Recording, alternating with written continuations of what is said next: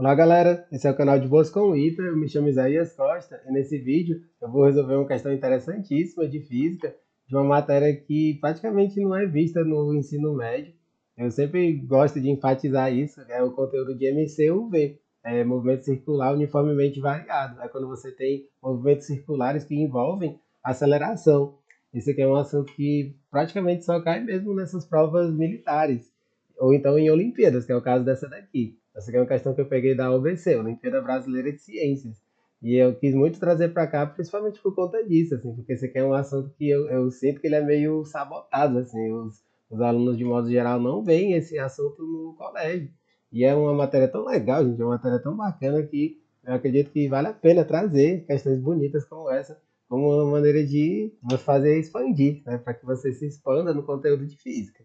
A gente começar a peço a vocês a gentileza de darem um like no vídeo, de seguirem o canal, compartilharem com os amigos. Isso ajuda muito o algoritmo do YouTube a reconhecer a relevância desse conteúdo e assim distribuir o vídeo para mais pessoas. Ela diz o seguinte: duas polias elas são conectadas por uma correia. A polia de raio menor R1 igual a 10 centímetros está ligada a um motor e gira com velocidade angular constante, ômega 1, de 20 radianos por segundo. Aí a polia maior tem raio R2 de 20 centímetros. Considere que entre a correia e as polias não há escorregamento. Num certo instante, a correia que liga as polias arrebenta e a polia maior passa a girar em movimento retardado com aceleração angular constante, parando 12 segundos depois. Ele quer saber quantas voltas aproximadamente a polia maior ela vai realizar até parar seu movimento. Aí você vê que essa questão é super bonita, gente. Assim, a proposta dela é muito massa, porque ela mistura primeiro o MCU, ela começa com o MCU e aí ela passa pro MCUV, gente. É muito legal, assim. Eu nunca tinha, assim, me deparado até resolver essa questão com essa situação, né? Uma situação realmente muito bonita. Aí a gente faz aqui um esqueminha, né? Aí a gente tem aqui essa correia, né? Que tá passando aqui por essas duas polias. Que é muito parecido com o sistema das bicicletas, das motos, né? E aí a gente tem que pôr os dois raios aqui, ó. Eu vou colocar até de vermelhinho para ficar bonito, né? Vai ficar aqui o Rzão que vale 20 e aqui o outro raio que vale 10, né? Vou colocar aqui para fora porque ficou pequenininho o desenho. E aí que ele colocou em centímetros, né? 20 centímetros e 10 centímetros. E aí a gente tem que analisar essa questão do movimento uniforme, quando a gente tem o circular uniforme. Aí ele fala isso, ele diz que essa menor, ela tem uma velocidade de 20 radianos por segundo. Aí que a gente sabe que a velocidade angular da outra vai ser diferente, né? Mas assim, e se você já é habituado com esse tipo de questão, você nem perde tempo, porque você sabe que você multiplica o ômega com o raio, né? Então, se deu 200, no outro lado tem que dar 200 também. Então, a velocidade angular vai ser 10, ó, 10 radianos por segundo. Essa é a maneira rápida de fazer, que é a que eu prefiro, né? Eu sempre resolvo assim as questões. Mas caso você tenha dificuldade, não tem problema. Você pode usar a fórmula também, que é ômega 1 vezes R1, ômega 2 vezes R2. E aí o 1 é como se fosse esse e o 2 fosse esse, tá? Vou escrever e apagar em seguida. O ômega 1 é o que eu quero saber, o R1 é 20, o ômega 2 é 20 e o R2 é 10. Ó. É simples assim. Aí você consegue cortar 20 com 20. E aí você encontra que o ômega 1 vale 10 radianos por segundo. Você vê que é um cálculo super tranquilo, né?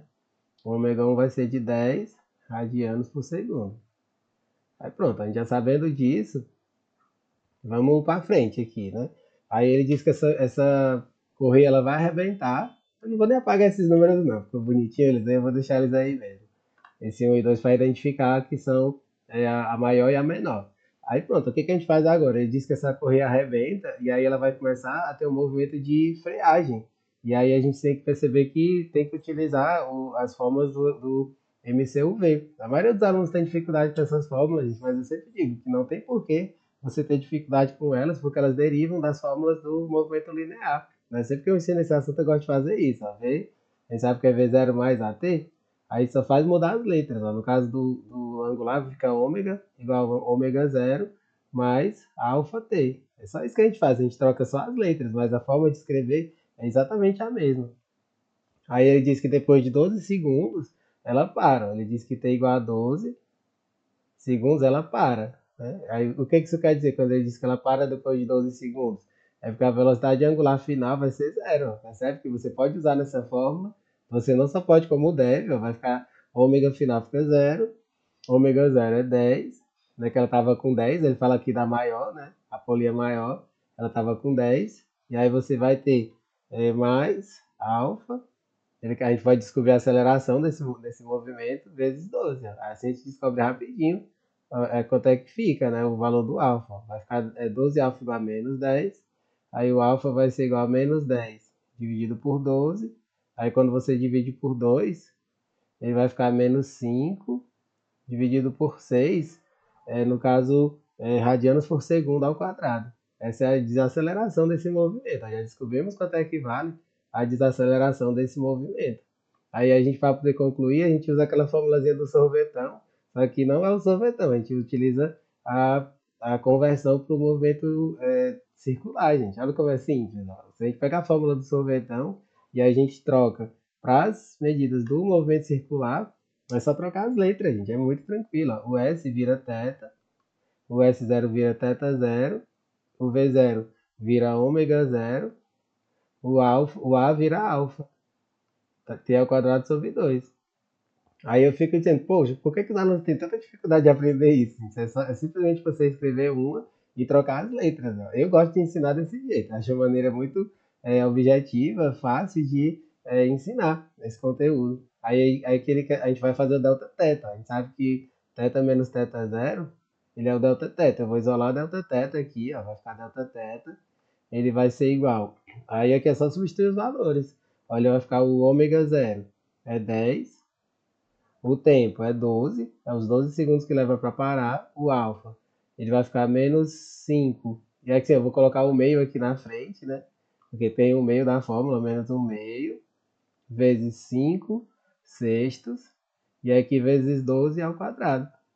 Aí com isso a gente vai descobrir quanto é que foi essa angulação, ó, que foi até parar, né? E assim a gente vai conseguir saber quantas voltas foram. Vai ficar 120. Aí essa continha aqui, a gente pode fazer até uma manipulação bem legal aqui. Olha que manipulação boa, gente. Fica 5, aqui vai ficar 12, e aqui o 12 ao quadrado. Eu nem preciso fazer o 12 ao quadrado ali, multiplicando. Eu vou cortar o 12 com o quadrado do 12. E aí vai ficar 120 menos 60, que vai ficar 60.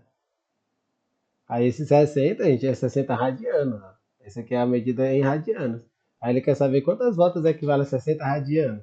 A gente conclui essa questão fazendo uma regrinha de 3, gente. Aí só tem que lembrar disso, que eu tenho que π radianos é igual a 180 graus. Ó. Aqui a gente faz só uma conversão, né? É igual a 180 graus. E aí nessa questão ela pede que você faça isso. Ela pede que você substitua π por 3. Ó. Esse aqui é um dado que é preciso utilizar nessa questão para facilitar a nossa vida. Ele pede que você substitua π por 3. Ó. Esse π radiano, eu vou substituir, ele é numericamente igual a 3. Ó. Eu vou pegar esse aqui e eu vou pôr tipo um 3 aqui do lado, para dizer que ele está sendo substituído por isso. E aí aqui eu vou ter o quê? Eu vou ter 60 radianos. Ó. 60 radianos. Aí a gente vai ver que vai ter um certo X, né? Aí aqui você vê como é de boa. Ó. Aqui eu posso fazer direto só usando os valores aqui, ó. Do 3 por 20, eu multipliquei. Do 3 por 60, desculpa, eu multipliquei por 20. Então aqui do 160, do 180 para o X, eu vou multiplicar por 20 também. E aí esse X, ele vai ser isso, ó. X é igual a 180 graus vezes 20, né? Aí aqui a gente tem uma maneira melhor ainda de resolver isso aqui, ó. Olha só a sacada. O 180 não é metade do 360? Então eu vou fazer o seguinte, eu vou fazer 360 vezes 10. É a mesma coisa. E aí cada 360 é uma volta. Percebe? Cada 360 graus é uma volta. Então você vai ter uma volta vezes 10. Aí a gente chega finalmente na nossa resposta aqui, ó. Vai ser 10 voltas. Esse é o número de voltas que vai ser dado pela polia até que ela pare. Aí a gente marca o item que mostra isso. 10 voltas, letra B. Você vê que questão bonita, né, gente? Ela é uma questão que aborda demais essa parte de MCUV, né? Porque a gente precisa trabalhar tanto com essa fórmulazinha aqui da velocidade angular, né, que é a função horária da velocidade, assim como a gente também precisa trabalhar com a função horária da no caso do ângulo aqui, né? A função horária que trabalha com o ângulo que foi percorrido, né? E assim a gente desenvolve essa questão super bonita. Ela poderia muito bem cair até mesmo numa prova de ITA primeira fase, assim. Ela seria aquela questão assim de easy para mediana, assim, numa primeira fase de ITA, né? E aí espero que vocês tenham conseguido entender direitinho todo o passo a passo dela. Não deixem de dar um joinha no vídeo, compartilharem com os amigos, acompanharem os próximos vídeos que forem chegando. Valeu, galera!